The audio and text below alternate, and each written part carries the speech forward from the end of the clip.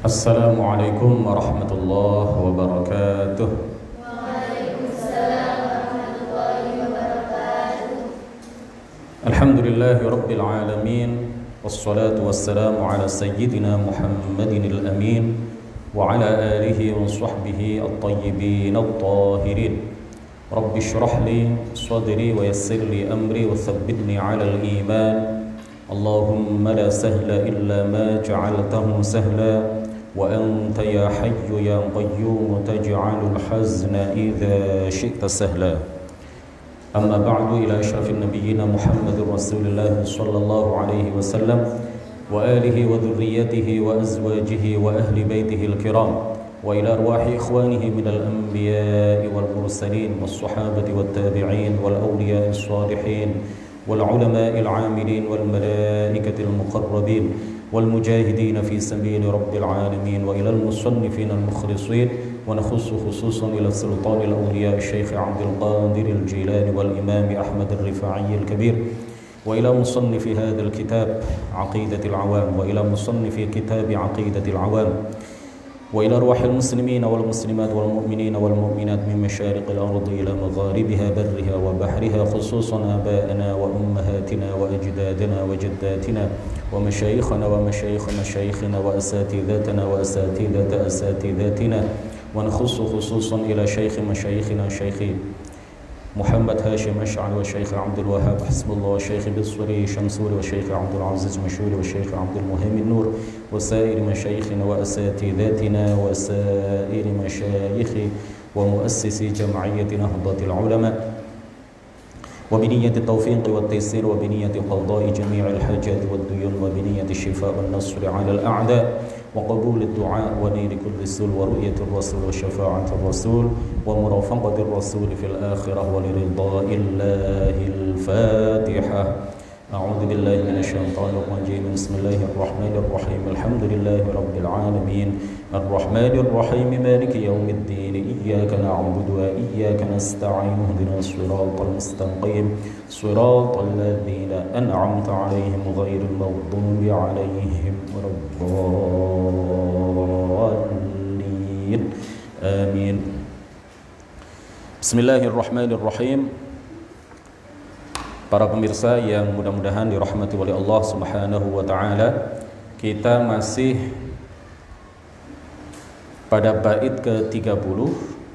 Qala al-muallif rahimahullahu taala wa nafa'ana bihi wa bi'ulumihi wa amaddana bi amdadihi wa amaddana bi asrarihi wa afadha 'alaina min barakatihi. Amin.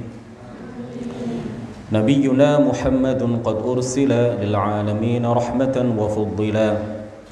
Terkait dengan bait nazam ini, beberapa poin penjelasan telah kita sampaikan pada beberapa pertemuan terakhir. Masih ada beberapa hal terkait dengan bait nazam ini. Di antaranya adalah perlu kita sampaikan beberapa dalil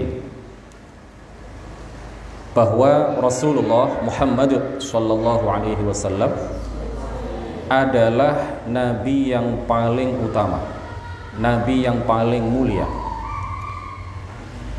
Dalil atas hal itu di dalam Al-Quran adalah firman Allah Subhanahu wa ta'ala, kuntum khaira ummatin ukhrijat linnas. Kalian Muhammad adalah umat terbaik. Falamma kanat ummatuhu khairal umam wa huwa khairun min kulli fardin min afradi ummatihi kana huwa khairu afradi jami'il umam fakana khairal anbiya'i wal mursalin. Nah, umat Nabi Muhammad itu dinas oleh Al-Quran, dijelaskan secara eksplisit, secara terang benderang di dalam Al-Quran sebagai khairul umam, sebagai umat yang terbaik. Sedangkan Nabi Muhammad adalah orang yang paling baik di antara umatnya.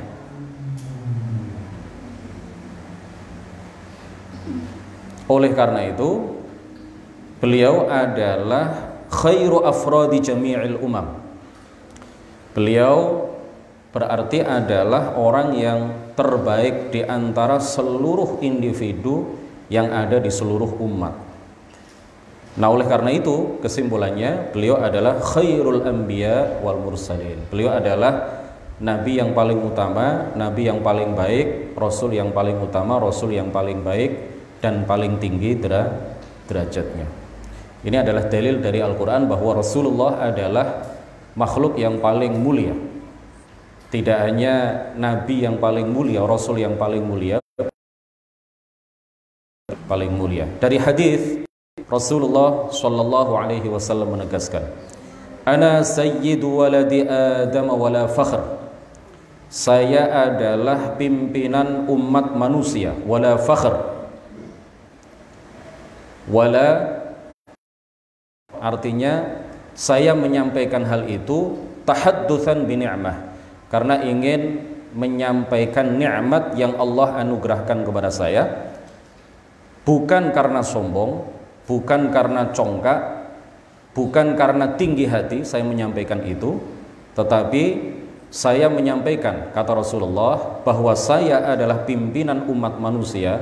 Itu adalah tahaddutsan bi ni'mati ar-rabbi, bi ni'matillah, karena ingin menyampaikan nikmat yang Allah anugerahkan kepadanya, kepada beliau. Kemudian beliau menyatakan, ana sayyidu waladi Adam, saya adalah pimpinan umat manusia seluruhnya. Kemudian dari ijma', dalil dari kesepakatan para ulama. Al-Fakhrur Razi di dalam tafsir beliau mengatakan, ajma'atil ummatu ala anna ba'dal anbiya afdalu min ba'din. Seluruh umat sepakat menyatakan bahwa sebagian nabi itu lebih utama, lebih tinggi derajatnya dibandingkan dengan sebagian yang lain. Wa ala anna Muhammadan sallallahu alaihi wasallam afdalu minal kulli, dan bahwa Nabi Muhammad sallallahu alaihi wasallam adalah nabi yang paling mulia, nabi yang paling utama. Ya, ini ijma', ya. Tidak ada perselisihan di kalangan para ulama, atau bahkan tidak ada perselisihan di antara umat Nabi Muhammad bahwa nabi yang paling mulia, nabi yang paling utama itu adalah Nabi Muhammad sallallahu alaihi wasallam. Kemudian poin selanjutnya yang perlu kita ketahui bahwa Allah Subhanahu wa taala mengkhususkan Nabi Muhammad dengan beberapa kekhususan. Artinya ada beberapa hal yang wajib dilakukan oleh Nabi, padahal hal itu adalah sunnah bagi umatnya. Atau ada sebagian hal itu yang haram dilakukan oleh Nabi, padahal hal itu boleh dilakukan oleh umatnya. Dan ada beberapa hal yang boleh dilakukan Nabi tetapi haram dilakukan oleh umatnya. Ini disebut sebagai khosais an-nabi sallallahu alaihi wasallam. Kekhususan yang Allah berikan kepada Nabi dan tidak diberikan kepada umat Nabi Muhammad sallallahu alaihi wasallam. Yang pertama adalah bagian yang wajib beliau lakukan. Ada beberapa hal yang wajib beliau lakukan, padahal sebagian besar di antara hal-hal tersebut adalah sunnah dilakukan bagi umat beliau. Kenapa hal itu diwajibkan oleh Allah kepada beliau? Untuk menyesuaikan dengan ketinggian derajat beliau, dan juga untuk menambahkan kedekatan beliau kepada Allah Subhanahu wa ta'ala, dan untuk menambahkan derajat mulia beliau, menambah derajat beliau, menambah kemuliaan beliau, menambah keutamaan beliau. Makanya Allah Subhanahu wa ta'ala mewajibkan beberapa hal kepada beliau, padahal beberapa hal itu sebagian besar diantaranya adalah sunnah bagi kita, bagi umat beliau. Apa saja diantaranya? Al-witru, witir.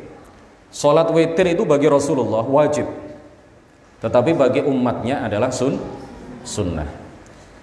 Wassiwak likulli sholah, siwakan, menggosok gigi dengan kayu siwak atau semacamnya. Ini adalah wajib bagi Rasulullah, tetapi sunnah bagi umat beliau.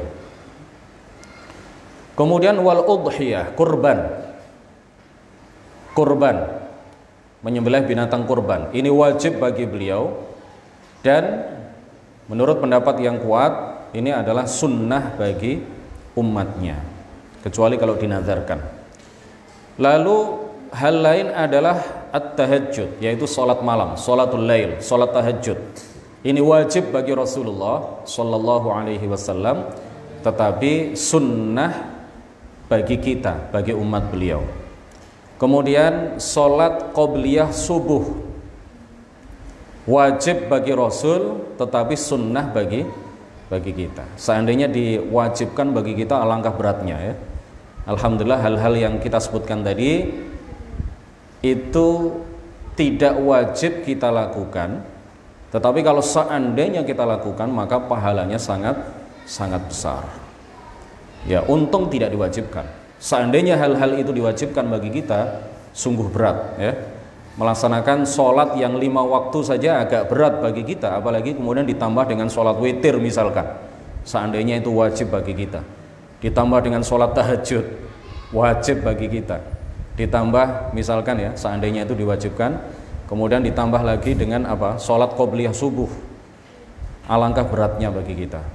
Alhamdulillah hal-hal tersebut hanya wajib bagi Nabi, bagi kita hukumnya adalah sunnah. Kalau kita kerjakan pahalanya luar biasa agung, tetapi kalau seandainya tidak kita kerjakan maka kita tidak berdosa, tapi rugi ya.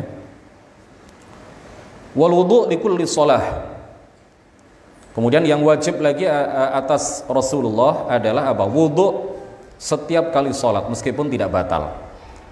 Tsumma nusikha, kemudian hukum itu dihapus oleh Allah Subhanahu wa taala. Jadi awalnya itu wudu itu wajib atas Rasulullah Shallallahu Alaihi Wasallam setiap kali akan melakukan sholat meskipun beliau tidak batal, meskipun beliau tidak batal. Jadi waktu itu kalau orang biasa seperti para sahabat, satu kali wudu kan bisa digunakan untuk beberapa kali sholat, asalkan tidak batal.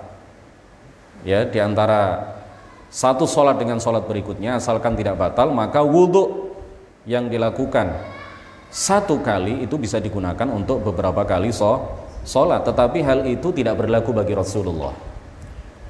Pada awalnya dulu, Rasulullah itu diwajibkan oleh Allah Subhanahu wa taala untuk melakukan wudu setiap kali beliau ingin mendirikan sholat. Tetapi hukum ini kemudian dihapus oleh Allah Subhanahu wa taala, diganti dengan hukum baru.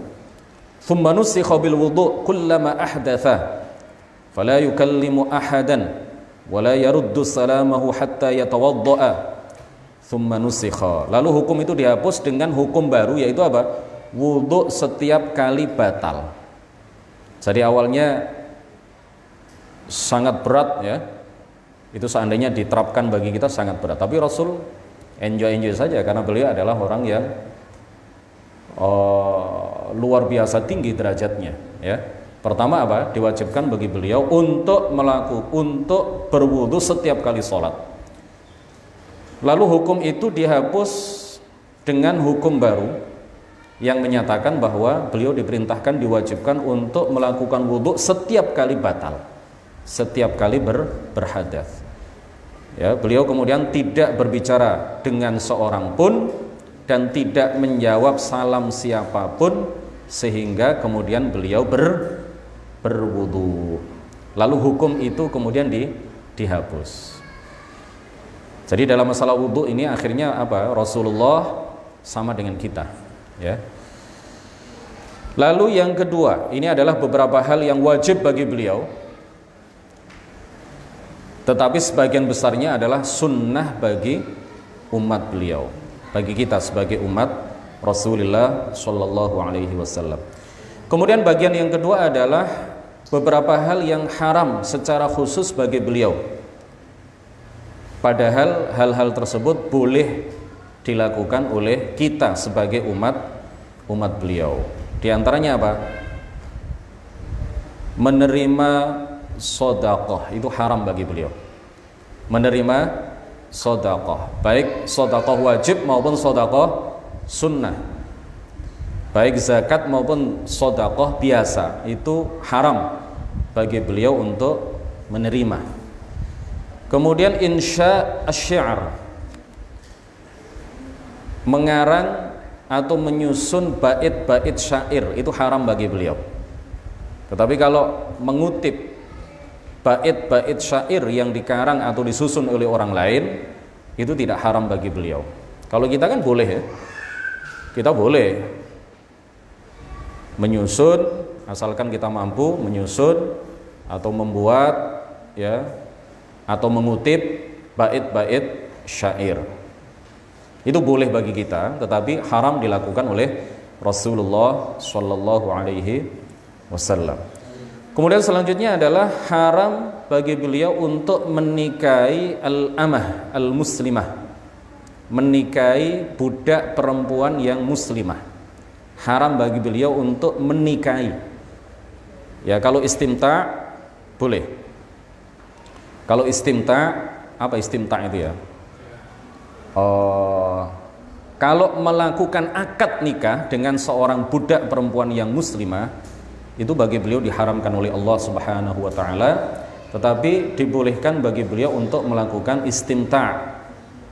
Ya, tanpa nikah, istimta, melakukan kesenangan dengan seorang budak perempuan.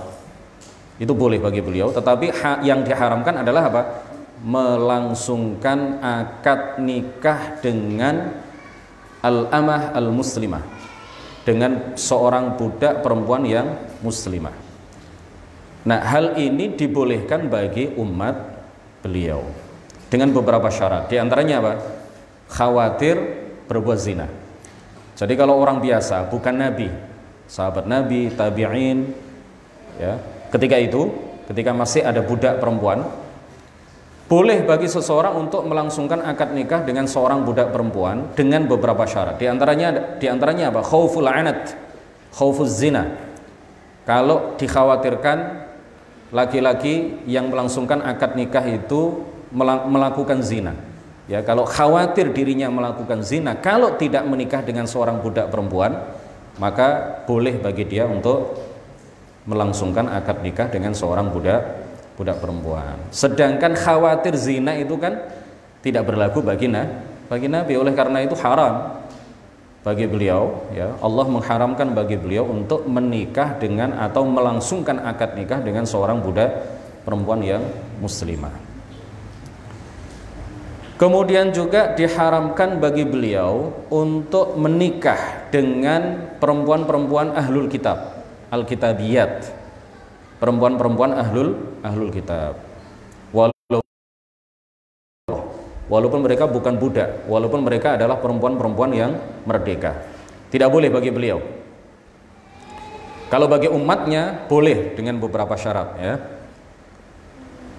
Kalau bagi umatnya boleh menikah dengan Yahudi, perempuan Yahudi, seorang muslim laki-laki menikah dengan perempuan Yahudi atau Nasrani, itu boleh. Tapi bagi Rasulullah Shallallahu Alaihi Wasallam hal itu diharamkan. Kenapa? Li ikhbarihi bihi fid dunya zaujatuhu fil jannah. Karena istri Rasulullah di dunia itu adalah istri Rasulullah di surga. Nah, sedangkan surga itu diharamkan oleh Allah Subhanahu wa taala bagi orang-orang kafir. Oleh karena itu Rasulullah haram menikah dengan perempuan-perempuan selain muslimah.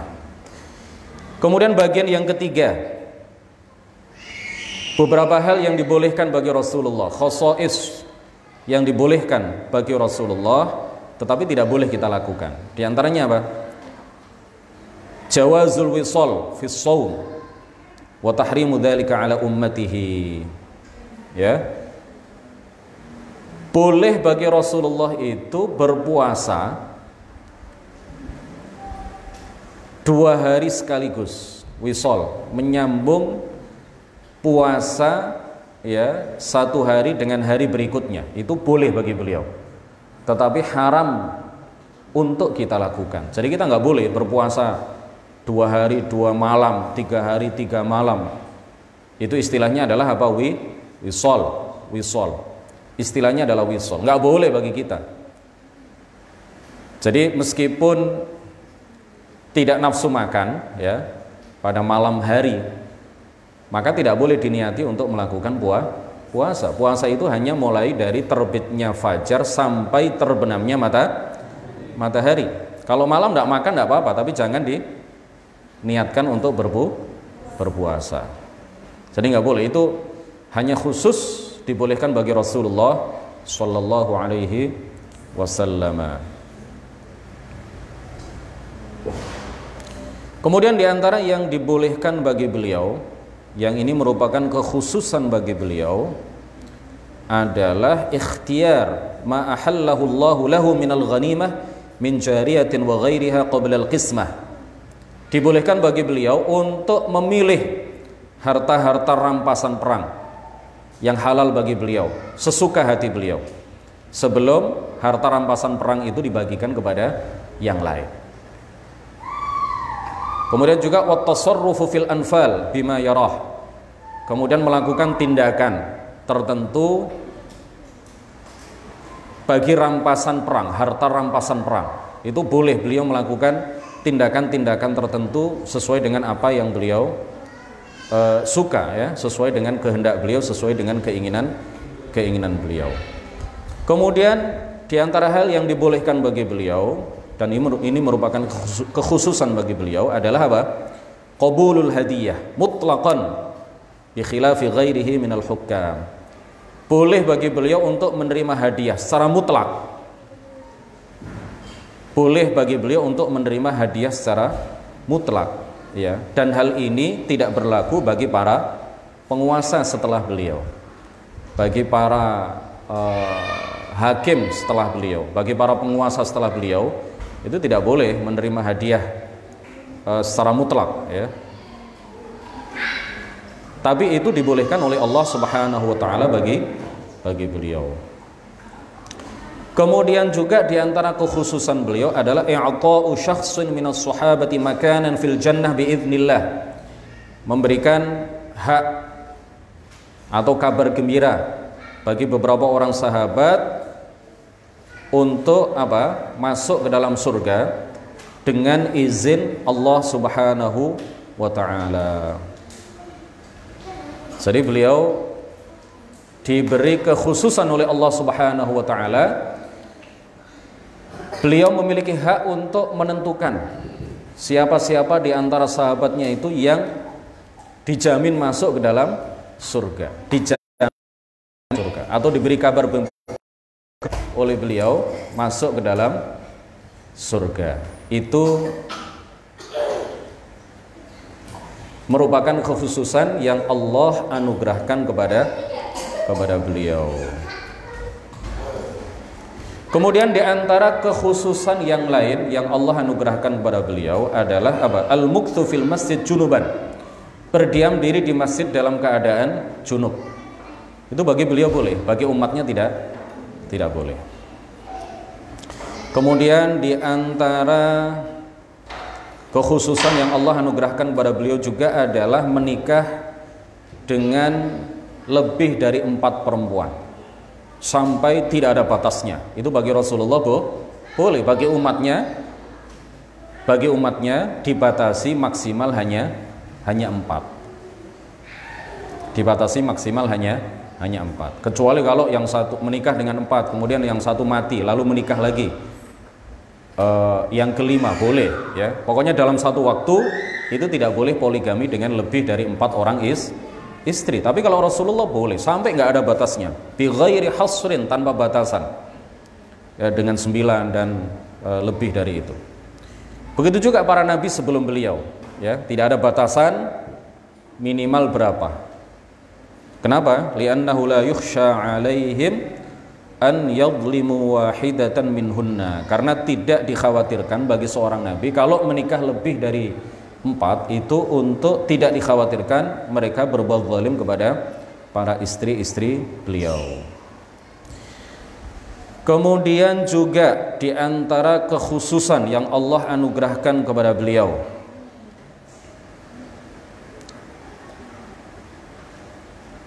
Ada beberapa, saya singkat ya. Ada banyak sekali kekhususan yang Allah beliau lakukan tetapi tidak boleh dilakukan oleh umatnya. Di antaranya adalah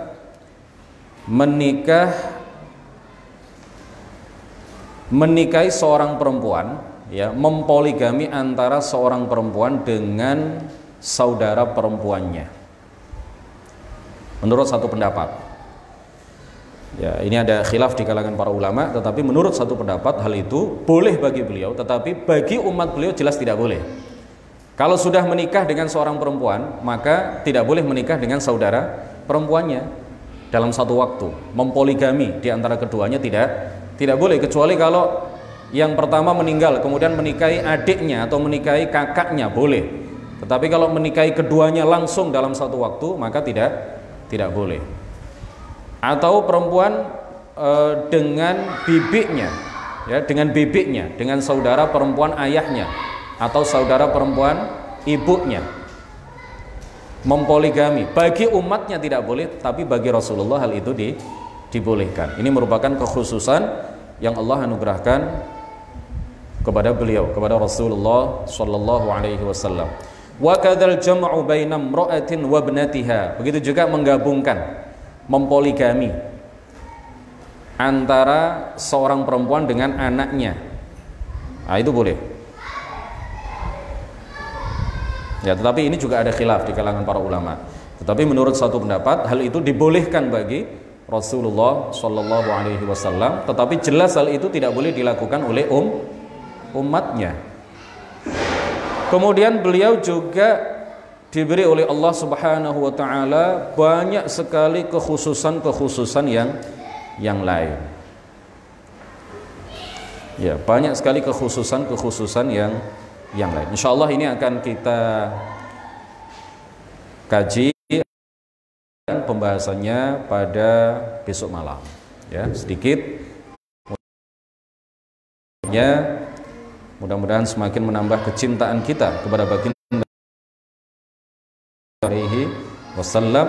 Mudah-mudahan malam ini dan malam-malamnya kita diberi anugerah mimpi berjumpa dengan beliau. Kita diberi anugerah suatu saat nanti dapat berziarah ke makam beliau, dan pada akhirnya di surga nanti kita dikumpulkan bersama beliau. Amin ya rabbal alamin. Subhanakallahumma wa bihamdik asyhadu an la ilaha illa anta astaghfiruka wa atubu ilaik. La ilaha illallah. Allahumma salli ala sayyidina Muhammad wa ala alihi wa sahbihi wa sallim. Rabbi ighfirli wa liwalidayya wa lil mu'minina wal mu'minat.